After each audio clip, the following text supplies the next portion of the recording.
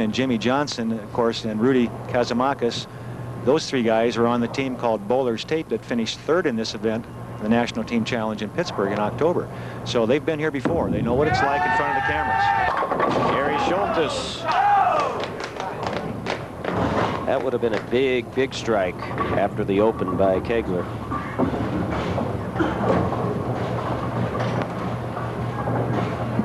Here's a good look at the style of Gary Schultes. Now, watch him. He's a very deliberate player, very slow feet. Good, solid form to the foul line. A little bit high in the backswing, but look at the balance. Perfect balance. Shoulders over the knee. That's the position you want to be in when you get to the foul line. You can't be in that position if you crank the ball, but you can be in that position if you make good, solid shots. New leader, Team Columbia, up by 5 after 3 frames of the second and final game in the championship match. Well, we're getting into the crunch frames, what I call the crunch frames. That's the 4th, 5th, and 6th frames. This is where you can turn a match around. You've got your 4th, your 5th, and your #1 bowler right in a row, and they're the guys that can give you the three-bagger to get your team going good. Thus the strategy of the order of the lineup, as you described earlier. You want 4, 5, and 1. And this is Bob Berlone, the #4 bowler.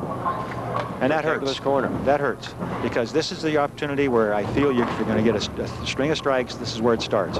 Your #4 player, he gets one. Your anchor man, he gets the next one, and your leadoff bowler gets the next one.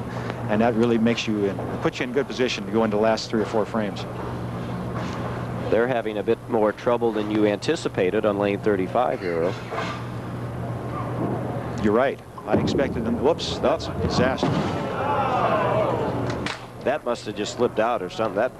He's looking at his thumb like he had a little problem, like it either hung up or fell off or whatever. I didn't see what happened, but and he's still looking at it. It's a shocker. And now Jim Johnson for Team Columbia, trying to take advantage. A 16-pin lead right now, and Johnson trying to add to it after that open. Can't get the 10 pin. Jimmy Johnson, probably the best spare shooter on the team. I don't expect he'll have any problem with the 10 pin. He'll go cross lane. He'll switch bowling balls. Little ball goes a little straighter. Good ball speed here, and the idea is to hit it. You don't have to roll it good. Just hit it. And he did. And we're through 4 in this final game. And Team Columbia now with a 15-pin lead. So that open by Berlone was very costly. But Willie Willis, the anchor man. Willie, again, he has switched bowling balls to this bright red. That thing will glow in the dark, I think. And looks like he got a better that ball at 3 Mile Island. Yeah. Oh, boy. Look at that. Well, he just missed the 7-10 on his last ball. Exactly, Bob. In the 10th frame of the first game of this match, he left the 7-10 standing briefly, and they fell out. This time, the 5-pin doesn't get over to the 7, and he doesn't get the love tap out of the channel on the 10-pin. See the pin laying in the channel? The 5-pin gets behind the 7, not enough to carry. And he picks up the 10, but that's 2 consecutive open frames now for Kegler's corner midway through this final game. And now Rudy Rebs, a difficult first game for Rudy, and he could really slam the door.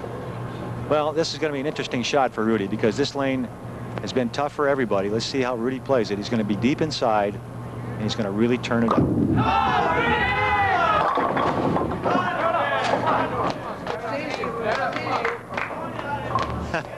Rudy's a little confused right now, and it's understandably so, because everybody has been confused on lane 36.